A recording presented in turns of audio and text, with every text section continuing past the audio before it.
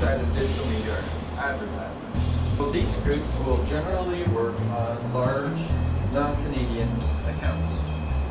The reason being is that the funds are flowing in through the major holding company, arriving at one of their studios that they own.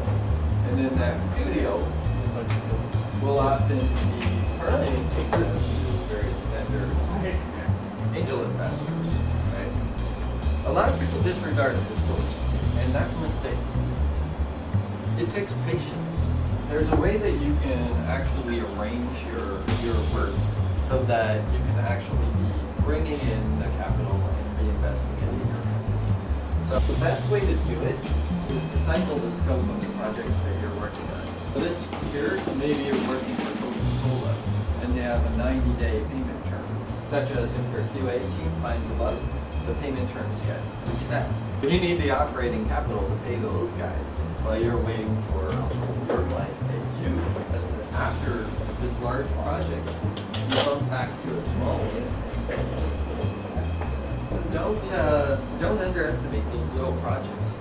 In this way, you're refreshing your operating capital as you go.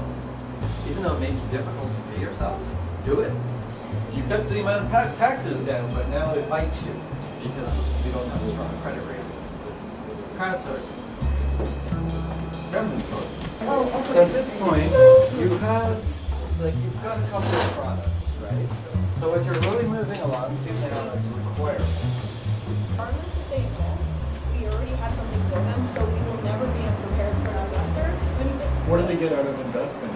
Investment that you can't already get from being a user on kind of advertising that they start to fight. There's some So if you had some kind of Starbucks, punch card thing, you could bring it into Jimmy's and they would honor it, right? It's called the disloyalty program. They can pay.